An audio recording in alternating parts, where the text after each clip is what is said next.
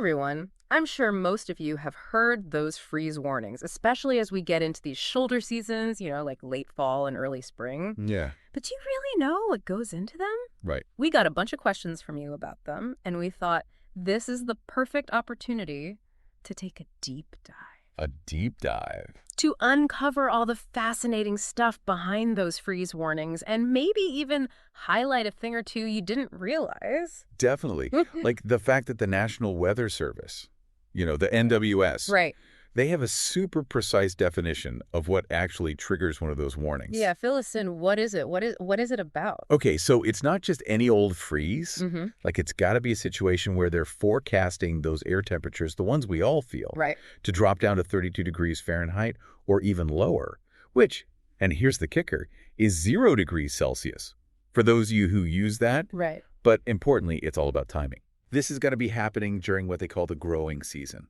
You know that time when those more delicate plants are actually, doing their thing. Out there, vulnerable. Vulnerable, exactly. Because that 32-degree mark, that's like the point of no return. You hit that, and things can start getting really dicey for those plants. So it's not just about any random frost in the middle of winter. It's got to be when those plants are actually actively growing. Yeah, when they're at their most vulnerable. Right. And this is super interesting. Okay. So the local NWS offices, they have a little wiggle room, so to speak. Wiggle room. Yeah, sure, 32 degrees is that general, hey, pay attention number, but they don't just blindly issue a warning if it dips there for 5 minutes. Okay. They actually consider how long that cold's going to hang around.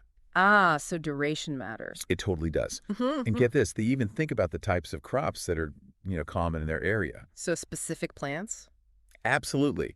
Because some plants are bring on the cold, and others are super sensitive. So it's like a localized, customized freeze warning almost. Totally. It's all about assessing the real risk to those plants. So a quick dip to 30 degrees for, a half hour in one place might not set off the alarm bells. But a full night at 32 in an area known for, delicate peaches or something could be a huge deal. You got it. Yeah. It's about connecting the dots between the temperature, the duration, and what's actually at risk. And thinking about it, these warnings, they're most frequent during those tricky transition times. Yeah, you're right. Like late fall when winter's about to pounce. Exactly. And in some places, it's all winter long. Right. And then, of course, early spring when everything's just starting to pop up again. When that surprise frost hits and you're like, no. It could be devastating to your garden. That's when those really frigid, dry air masses from the Arctic, way up north, Yeah. they decide to take a trip south. Bringing the cold with them. Big time. And those areas, they're not always prepared for that kind of deep chill. So these aren't just those general, hey, bundle up warnings. It's very targeted, right? They are super specific. Okay. Down to the county level or even smaller zones. Right. They really want to make sure that you're only getting alerts that actually apply to you. That makes sense. So no need to panic if your area isn't mentioned. No. Okay, so now we know what triggers these warnings and how targeted they are. But beyond grabbing a warmer coat, why should we really care? So let's look at the big picture here. Okay. These warnings are all about protecting things, Yeah. People, your stuff, and agriculture, which is kind of a big deal for everyone. Right. The most immediate thing you're likely to see is damage to plants. Like our sources explained, and this blew my mind, when it gets below freezing, ice crystals can actually form inside those plant cells. Inside the cells. Yeah, which messes up their whole structure. You can imagine how bad that is. Yeah, no good. And of course, that means big trouble for farmers and even your backyard garden. Nobody wants to see all their hard work just wilt away. And it's not just plants that are at risk. We always hear about pipes freezing and bursting. Oh, yeah. That's a homeowner's nightmare. Seriously.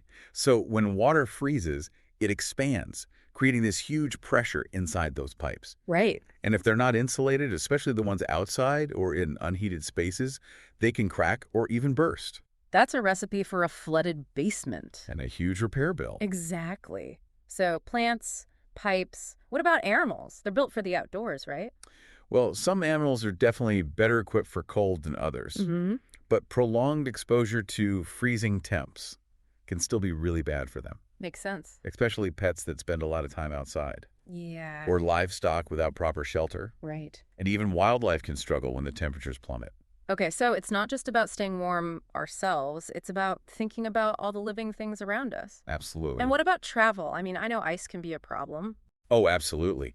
We've got to talk about freezing rain, even just a little moisture on those roads. When it gets below freezing, you get black ice. It's so dangerous. Yeah, It's it invisible. looks just like wet pavement. It's a recipe for disaster if you're not careful. So slow down. Be extra cautious. Uh, All right, so we've talked about the impacts on plants, pipes, animals, travel. It's kind of a chain reaction. it is. Now, back to the science for a minute. There's got to be a reason why these freezes happen, right? Okay, so buckle up. Let's get into the meteorology. All right, lay it on us. The main culprit here is Arctic air masses. The Arctic, those are serious. Super cold, super dry air masses that originate, like you said, up in the polar regions. Yeah. And when those decide to head south, oh boy, watch out. Temperatures drop big time. So like a polar express of cold air. Exactly. Then you've got this process called radiational cooling. Radiational cooling sounds intense. It happens on those clear nights with no clouds. Okay. Basically, the ground loses its heat, radiates it out into the atmosphere, and the clouds normally trap that heat, right? We do. But without them, the ground gets super cold, and so does the air right above it. That explains why sometimes you see frost, even if the official temperature wasn't quite that low. Precisely.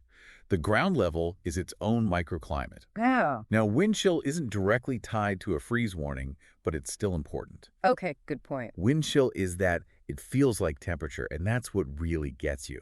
The wind just sucks the heat right out of you. Making it feel even colder than it already is. Exactly. And so much more dangerous if you're outside for any length of time. So bundle up. All right, so we've got these Arctic blasts, radiational cooling, and that sneaky wind chill.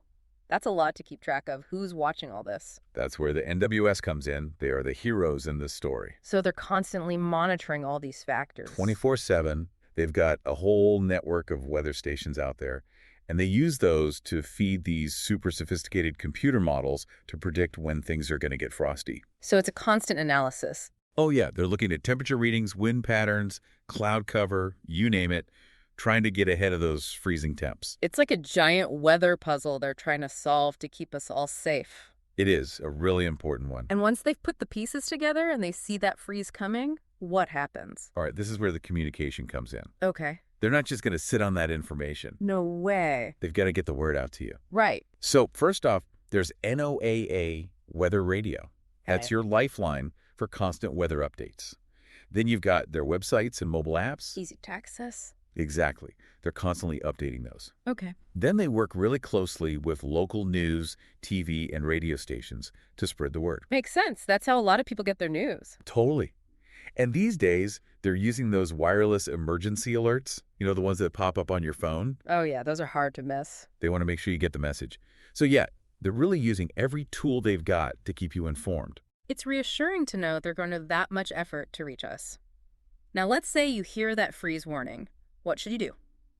Time to take action. Give us the rundown. First things first, protect those plants. All right, plants first?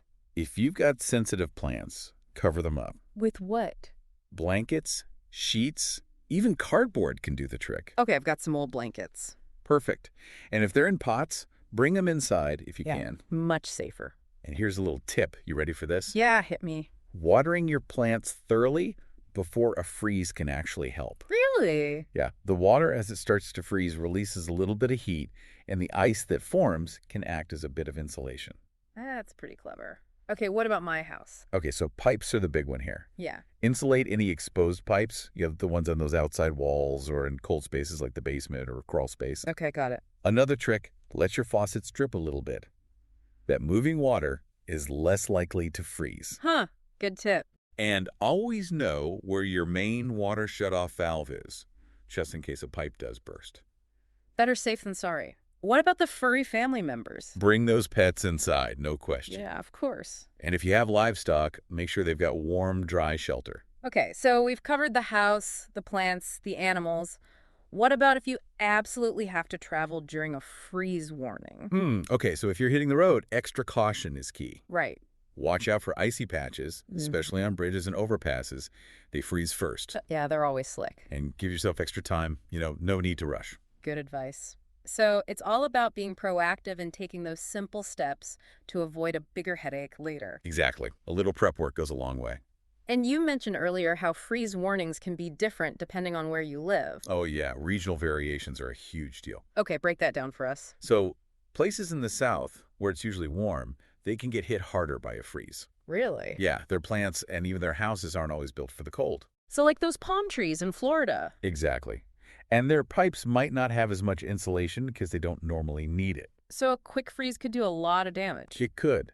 And those southern plants, they haven't had to adapt to freezing the way northern plants have. Right. But then again, up north, even though they're used to the cold, they still need to watch out during their growing seasons. Yeah, a late frost can ruin everything. Totally. So the impact of a freeze warning, it really depends on where you are and what's normal for that area. So, it's not just about the number on the thermometer, it's about the context. Precisely. The big picture. So, for our listeners out there, what's the one thing they should keep in mind when they hear that freeze warning? Here's a question for everyone to think about. Okay. With all the weird weather we've been seeing, all the changes, how's that going to affect those freeze warnings in the future? Yeah, that's a good point. Will they be as predictable? Will different regions be more or less affected? So many unknowns. It's something to consider as we move forward, especially with those changing weather patterns. It definitely makes you think. It does. Well, this has been a fascinating deep dive into freeze warnings. It has. We've uncovered the science, the risks, and even some tips for staying safe. Hopefully everyone's feeling a bit more prepared now. We hope so too. Stay warm out there, everyone. And stay informed. Today is your lucky day. Today is the day that our $3 website works for you, paying you directly to your PayPal daily. Imagine $3 ongoing continuous payments to your PayPal account. Imagine falling asleep and waking up to $300 in your PayPal account. How would this make you feel? How could this help you? What bills could you pay? What kind of fun could you have? What does that retirement look like now? All for a one-time payment of $3. This website is DFY done for you, fully built and completely hosted, and never stops collecting payments for you. You have spent $3 on coffee on a regular, but that coffee won't help you create multiple streams of income. Click the link below.